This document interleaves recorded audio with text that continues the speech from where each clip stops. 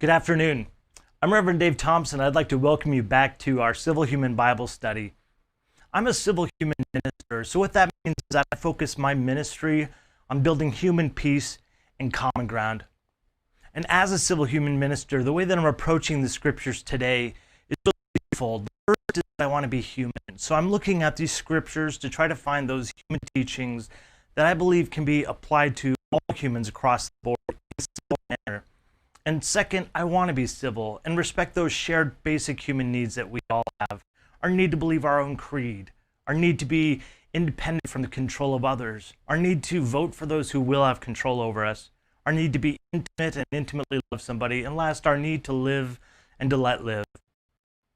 We're continuing in the book of Matthew today. We're actually in chapter 15, verses 21 through 28.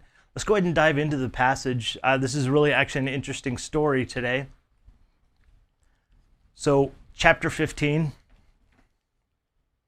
starting in verse 21. Then Jesus went out from there and departed to the region of Tyre and Sidon.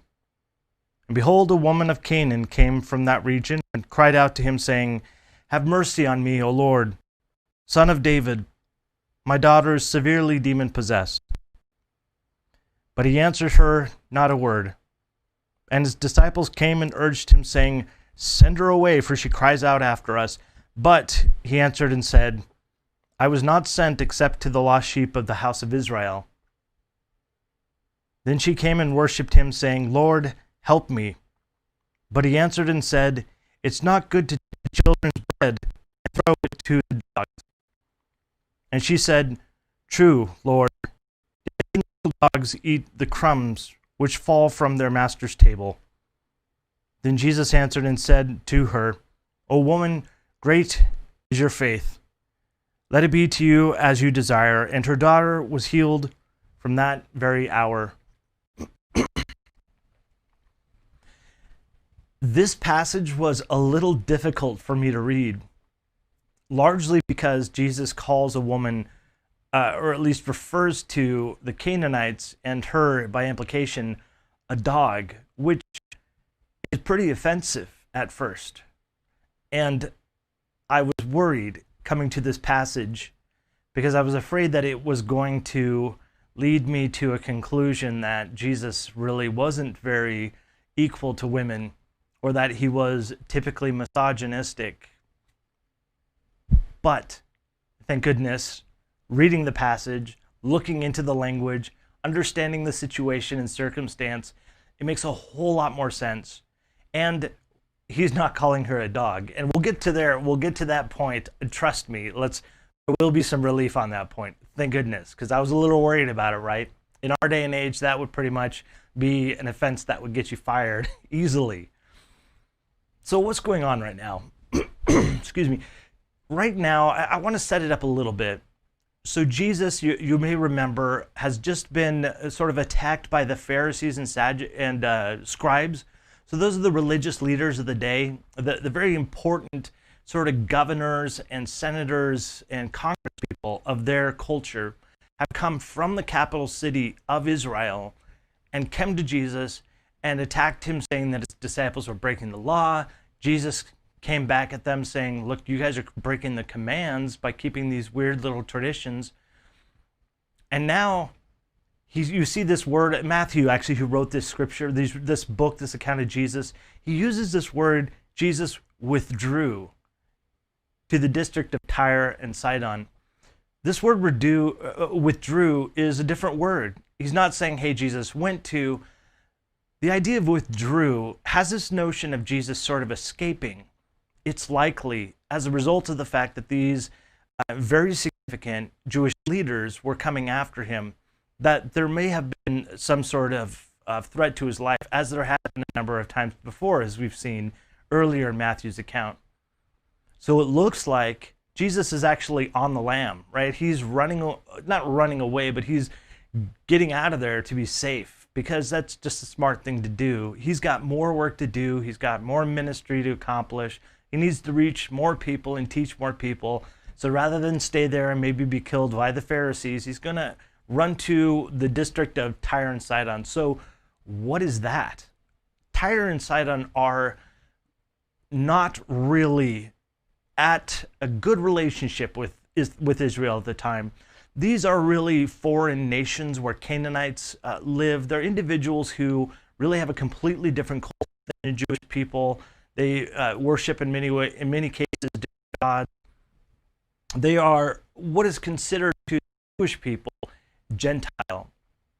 It's the Greek word is ethnos, which is this where we get ethnic from in our English language. So this word essentially means anybody who's not Jewish, anybody from outside of our culture or outside of our realm. So this was the Gentile territory. They're no longer in Jewish territory, which is great for Jesus because he's not, at threat from the Jewish leaders for his life. So he's out here. We're not really sure if he's doing ministry right now. Like, is he doing his healing and feeding people with, a couple loaves of bread, that kind of miracle stuff? Or is he just sitting in a house? Is he kind of laying low and just teaching his disciples during this time? We're not really sure. I kind of assume that Jesus is laying low a bit because he's withdrawing from the Jewish region into a foreign land.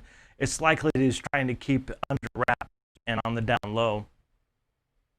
So then we have this situation where whether or not he's with a crowd or not, he may just be in a house. Again, we don't know. But there's this Canaanite woman who comes up and starts yelling at them.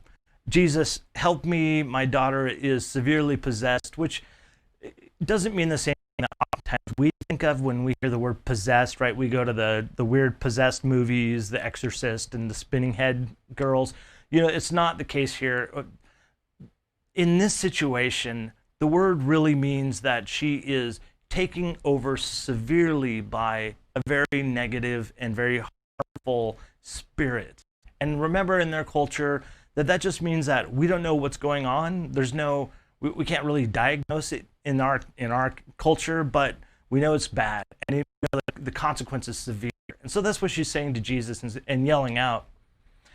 And so the disciples come to Jesus and they're like, hey, this lady keeps just hanging out and screaming at you and a lot of attention to us. Again, they're on the land, right? So they're probably trying to hide out. And this lady is making a huge ruckus. It's interesting, the word for yelling that they used here in the Greek is actually an onomatopoeia, it's called, for those of you who are grammar and English geeks.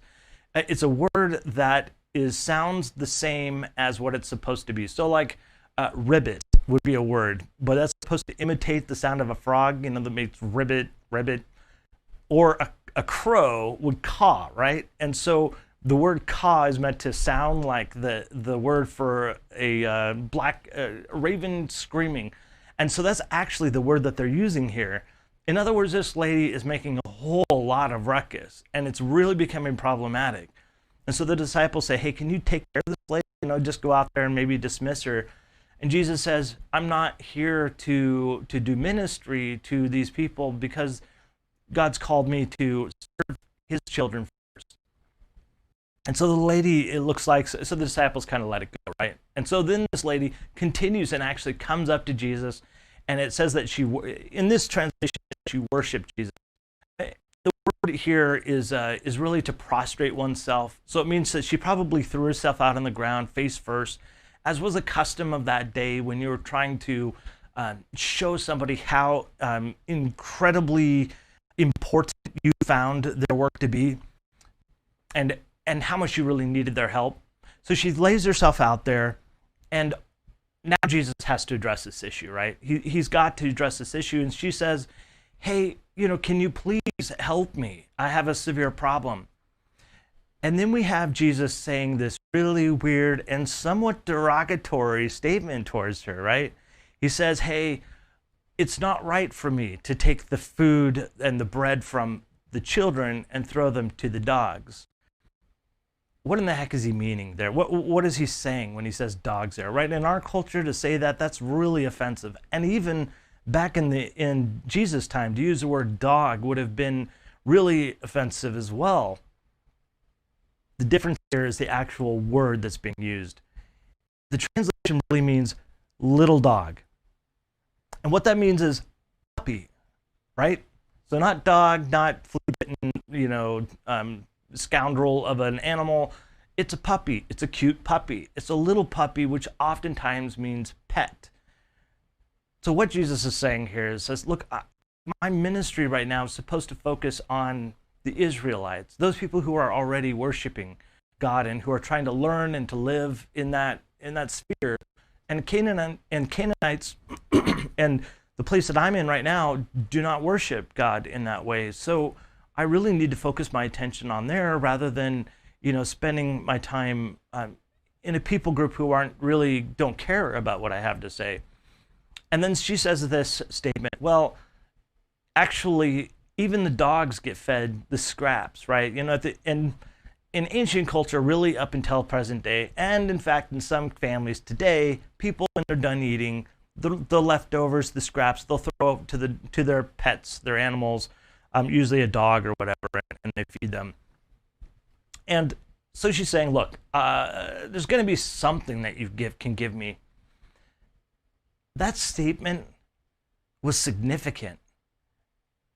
First of all, for a woman to approach a man in either society, the Jewish society or whether the Gentile or Canaanite society, was not appropriate.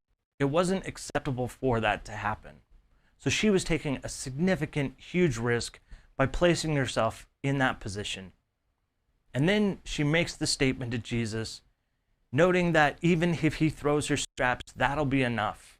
In other words, he is that important, and he is that in tune with whatever power it is that he has to heal somebody. And Jesus tells her, wow, okay, you have more faith than the people and more trust in God than all the people that I have ended up witnessing to. So she's her daughter is healed, and it sounds like Matthew points out that it actually happened at that moment when she was transpiring with Jesus. Although obviously the daughter's not there, but Matthew makes a point of noting that it happened around the time that Jesus said, your daughter's going to be healed. I want to circle back quickly to that comment about the dog, and make sure that it's understood, because I know some people could use this to misinterpret it and to use it to be misogynistic, derogatory towards the female gender. That is not what Jesus is talking about. What he's saying is this pet is a member of the family, but it's a matter of priorities for him. And the priority is feeding the children first, and then the rest of the family, of life out there gets the rest of it, sure. So this is still a little bit derogatory, I'll be honest with you, in talking about any other person as somebody who's not on the same level. But what is important to note here is that Jesus isn't talking about the value of human life right now. He's talking about the priorities of his ministry. And it would have been well understood by this lady that that's what was happening. And the fact that Jesus even spoke to her or even acknowledged her presence at all was significant. Because like I said, in this culture, it's not usual for a man to talk to a woman, largely because if you're doing that, people make all kinds of wild assumptions. In this culture, today anyway. What does this all mean? Right, 2,000 years removed from this, we're not Canaanites anymore, we're not in the land of Israel for those of us who don't live there. What does this have to do to us? I want to highlight a couple of points. The first thing I want to talk about is persistence. This lady was persistent. She didn't have to be. She could have thrown in the towel. She could have given up when the disciples, went in to ask Jesus and he didn't do anything as a result of it. She could have walked home. But in fact, she goes even further to throw herself at the feet of Jesus and say, please help me. There's a saying, and I'm not sure who made the quote, but I love it. It says, if anybody's worried if a single person can have an effect, they've never been in bed with a mosquito.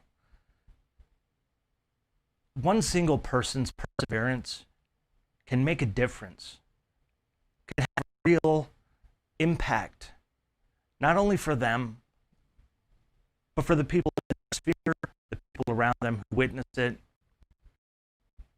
There's a lot of us who are struggling right now in amidst all of this craziness. We've got a couple of months left till we get to the presidential election. Lord knows what's going to happen. I have no idea.